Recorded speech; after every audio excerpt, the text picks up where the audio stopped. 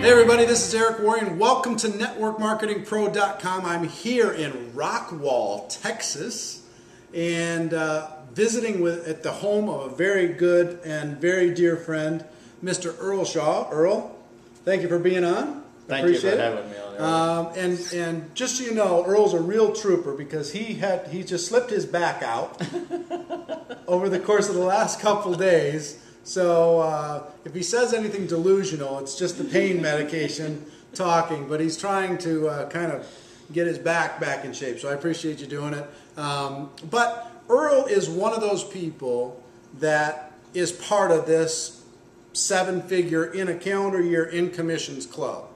He's earned over $1 million many times in a year inside of this profession. And we've known each other for about 20 years now, something like that.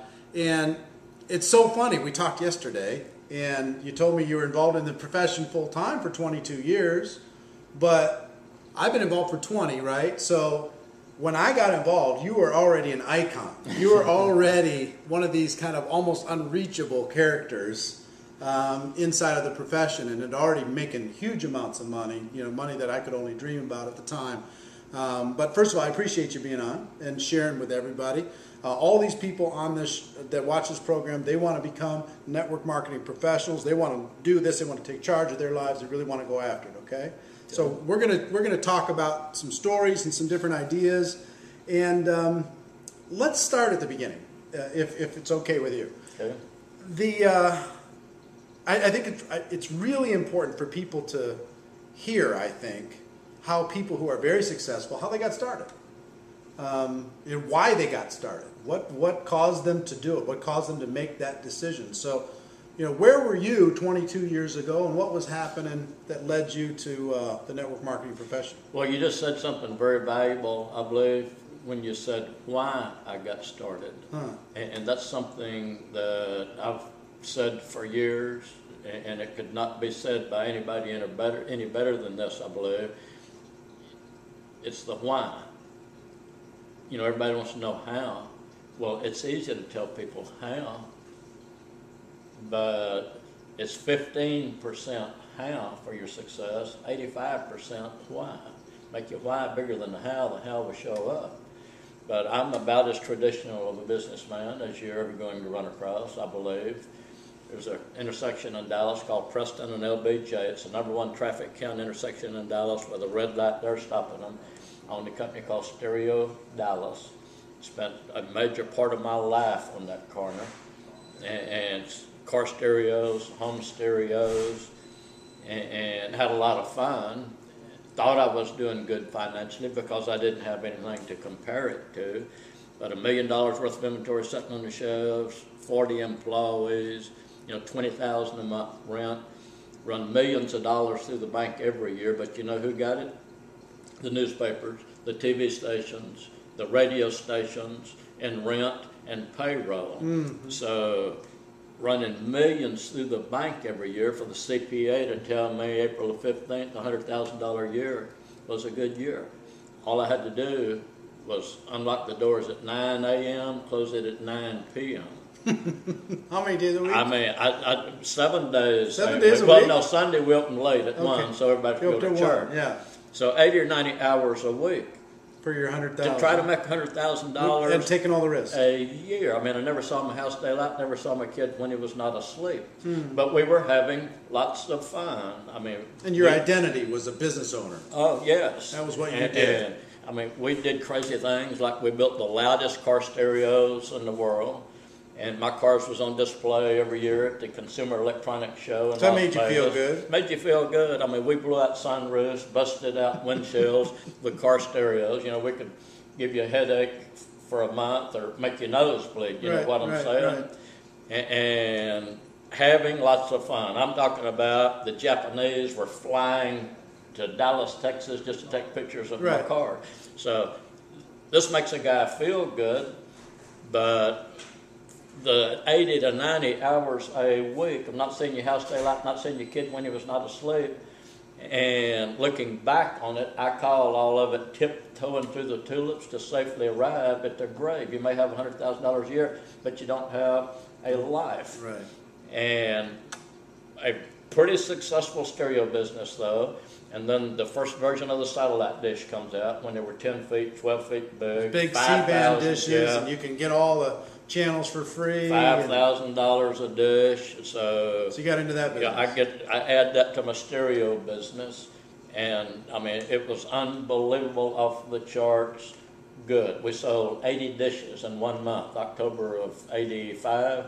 0 in November of '85. See, this is how fast things can change. You got to tell anybody, you better have your backup plan, especially with this crazy economy that we're living in today, because HBO, Cinemax, Showtime, they spent the millions on the lobbyist groups to get Congress to vote in a new law allowing HBO, Cinemax, Showtime, all of them to scramble their signals so people with those dishes could no longer steal so that was free movies. That was the reason why they were getting it.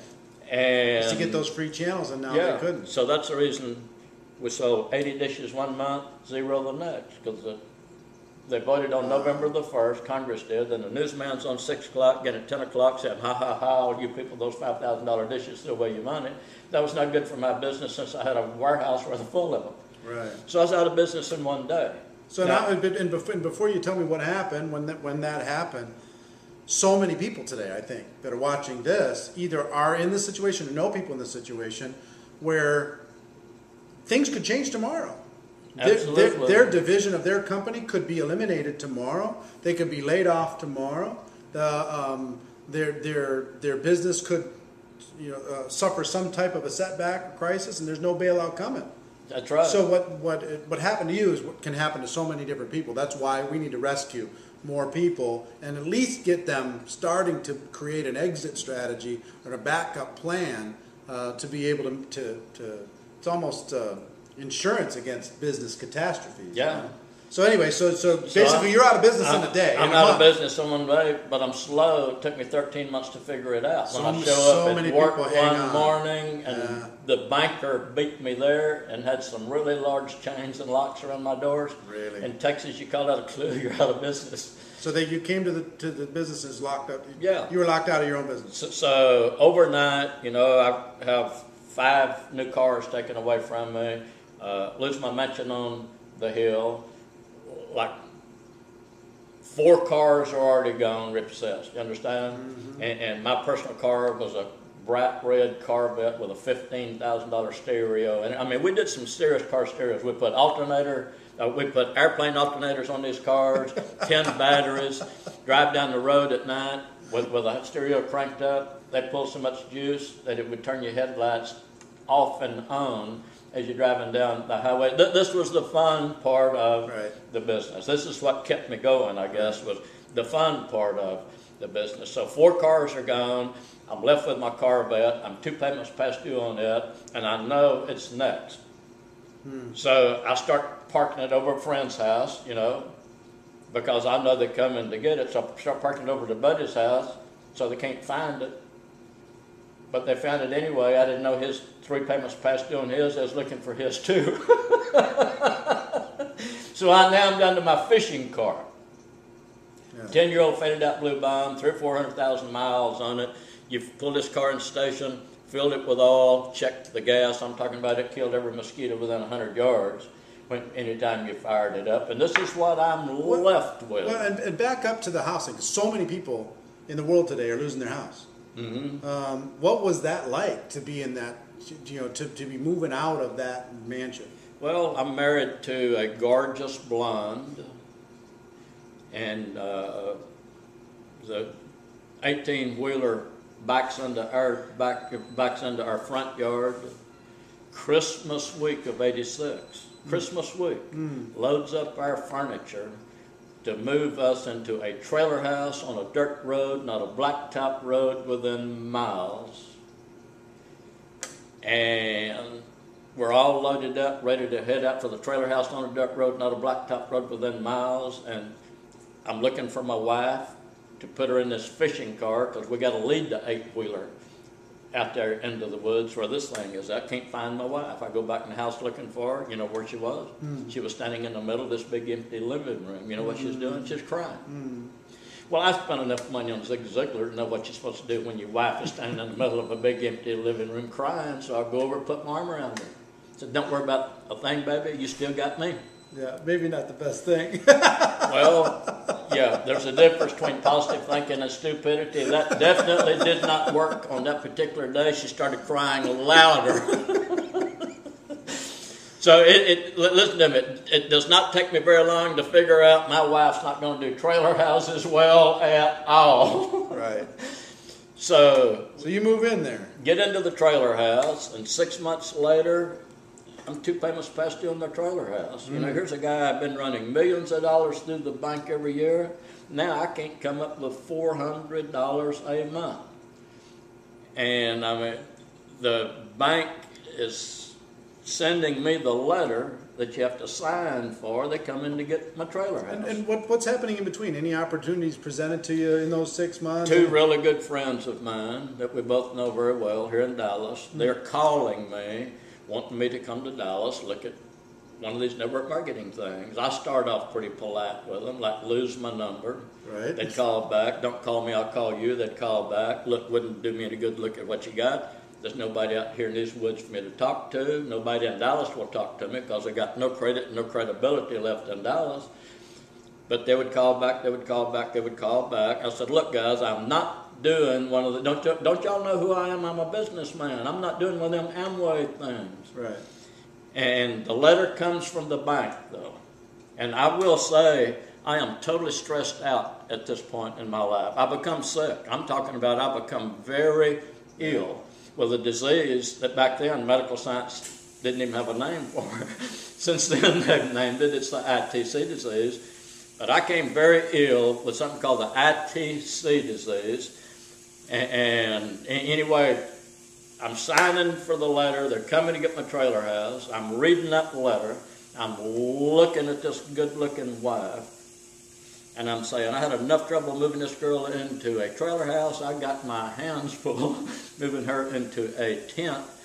And the phone rings, and it's my buddies for about the 100th phone call. And something happened. I was immediately healed of my ITC disease. Oh, I forgot to tell you, ITC disease, I'm too cool to do one of those network marketing things. I was wondering where, it's like I was trying to figure, ITC, is that like irritable, something? So all it takes is getting your trailer house repossessed to cure you of the ITC disease. So you finally said, look, I can't go any lower than this. So they called at the right time, and I said, what time is that meeting?